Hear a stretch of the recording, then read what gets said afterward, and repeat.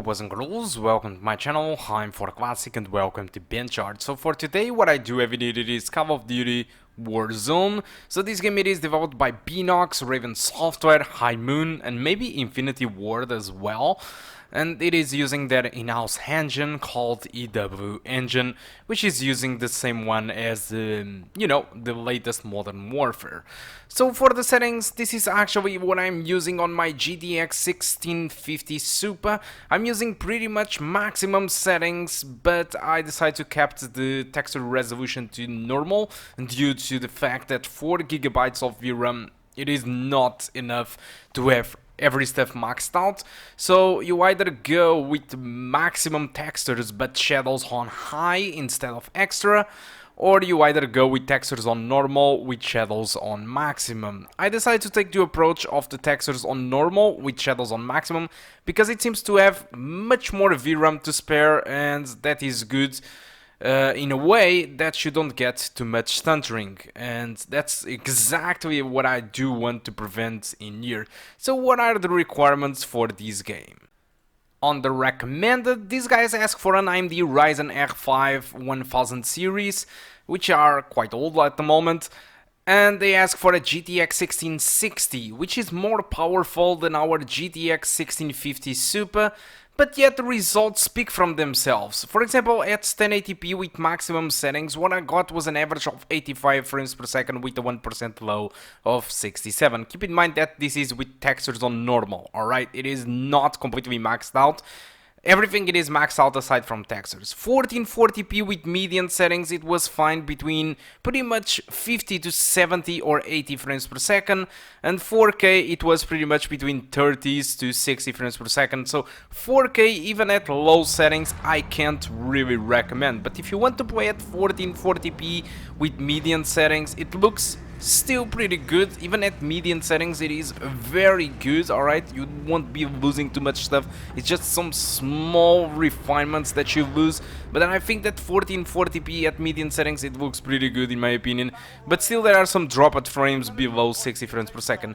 At 1080p you can go fully maxed out if you want, as well as you decide to not go overboard with your VRAM. So just like I told you, either you select textures on normal and every step maxed out, or you either select textures on maximum and decrease stuff like shadows. Honestly, I haven't tested with the textures on maximum and shadows on normal because the limits of the VRAM was just right there, and so I'm expecting that despite I'm not going overboard with the VRAM meter, I'm expecting to have some stuttering, because even with the textures on normal and everything, all the stuff on maximum, the game reports to only being utilized around 3 GB or something, but on MSI Afterburner I have seen the game using 4 GB of VRAM, so I still think that textures on normal it is quite good, and it still looks very decently.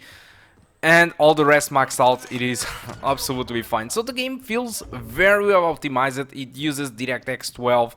It is one of the games where DirectX 12 it works very properly. I haven't had a crash, and I have played for around 2 to 3 hours, and it was absolutely fine. No stutters at all, just very small ones, almost unnoticeable, but the game uses a lot of RAM, so if you have 8 GB of RAM, for example, it is fully recommended to upgrade to 16, for example. Despite the game recommends 12 gigs of RAM, I do recommend you to have 16 and make a dual channel, alright? This is very important for the performance of your CPU. You need to have at least 16 gigs of RAM for this game, and that's about it. If you want to max out the game, for example, if you have a GTX 1060 with 6 GB of VRAM, I'm pretty sure you can max out this game easily above 60 frames per second with all the settings on maximum, because the 6 GB of VRAM will allow you to max out the game without any stuttering or going overboard the VRAM. For the 3 GB users, well, you need to make more constraints, alright? So I think that's all that I want to talk about the performance. Now about the game. So yeah, Call of Duty Warzone, it is a free-to-play game, which means that you don't need to pay anything to play this game. Alright, you just need to download battle.net, which is the launcher of Blizzard, where you can also play Hearthstone and other games from Blizzard. and it is absolutely free. You download the game, it is 80 gigs. Many people were saying that it was 100 gigs, but that is fake. It is 80 gigs of space, which is still a lot in my opinion. But it is absolutely free, you don't need to pay anything, and follows the same concept as Fortnite. I haven't seen anything that would give you too much advantage over the other players. It felt that most of the stuff were just cosmetic. Yeah, you might start with more money that allowed you some start advantages, but it didn't felt really like a pay to win.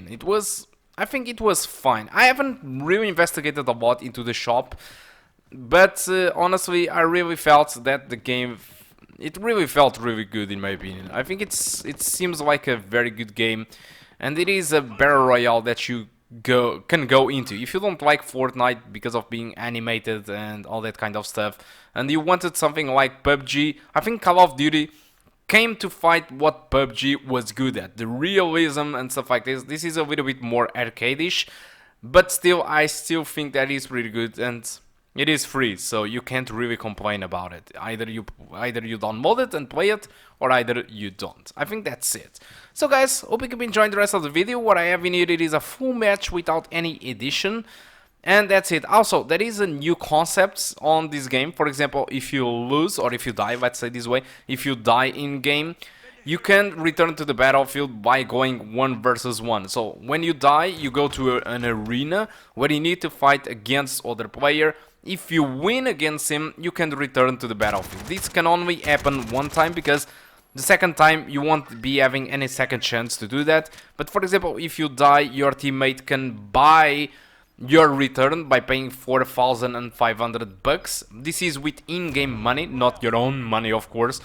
So if you get money to revive you or to bring you back, let's say this way, from the dead world, they can do that. So it is quite interesting, and I think it's pretty good because you can still be spectating your teammates, and he can bring you back from the death if he has the enough money to just simply bring you back. So it makes you to play more, let's say this way, than staying dead all the time just watching the squad die. So it feels very, very good in my opinion, and if it wasn't for the fact that it is occupying 8 gigabytes of disk space, I would simply keep it installed. So guys, I think that's all that I want to talk about Call of Duty Warzone.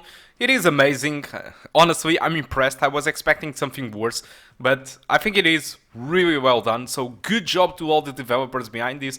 Good job to Activision to finally bring something free to play to the PC, which is something that it is not really easy from them. All Call of Duty were always very expensive, so it is nice. So guys, I think that's all. Hope you keep enjoying the rest of the video, and I do hope to see you soon. Goodbye. There, I'm going.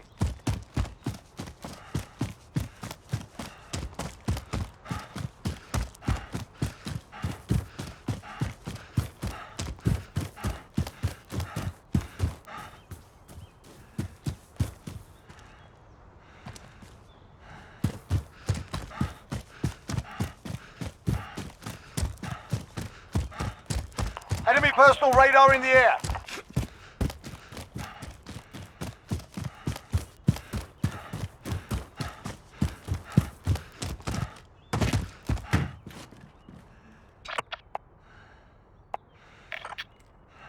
Moving!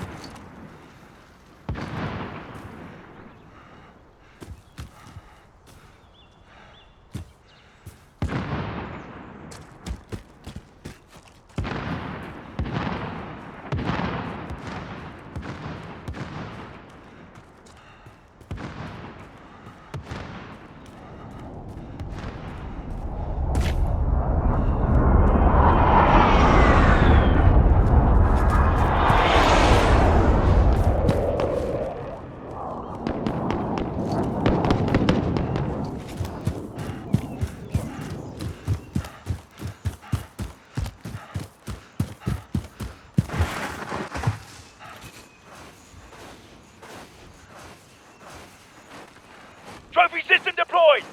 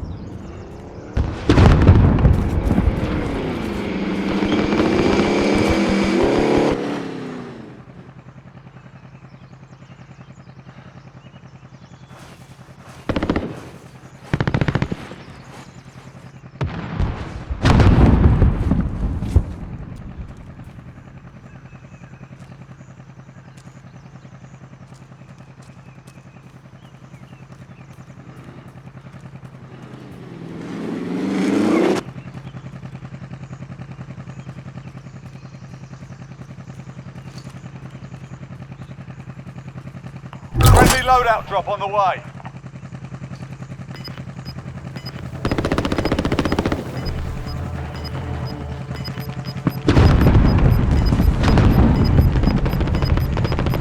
Gas is moving in. New safe zone located.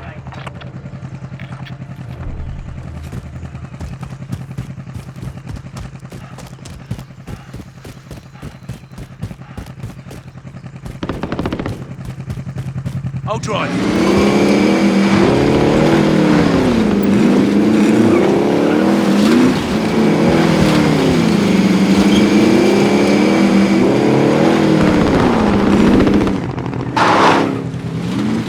I'll ride along.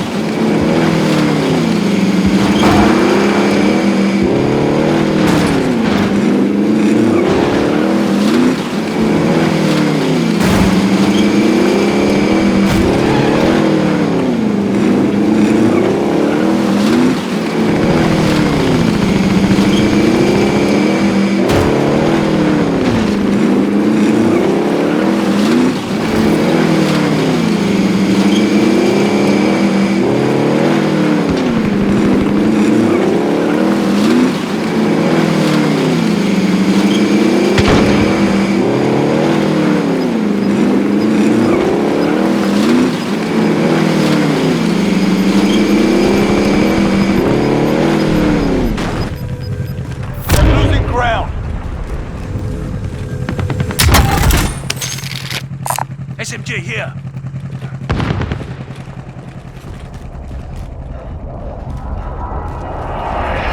Enemy UAV overhead. Someone came through here. Get to the safe zone.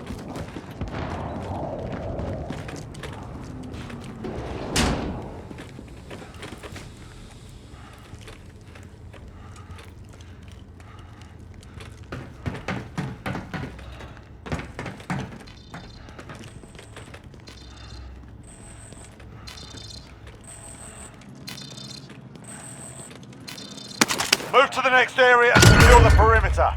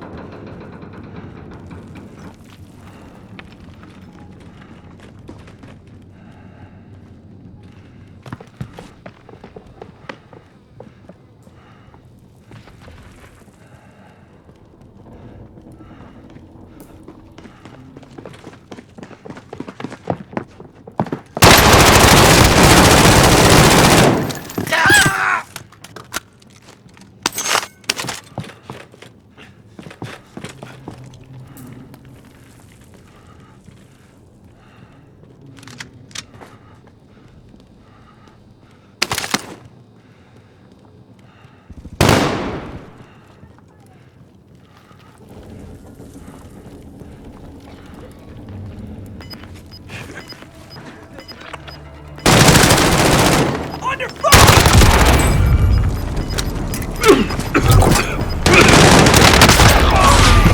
safe zone located.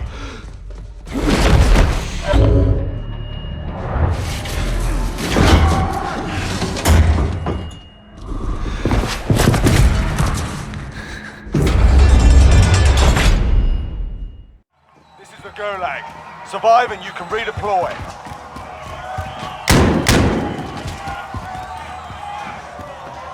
Win here and you return to the front line. You lose, your fight is over. Time to earn your freedom, soldier. Got roughed up in there, we're bringing you home. Learn from the lot. Failure is the proper teacher.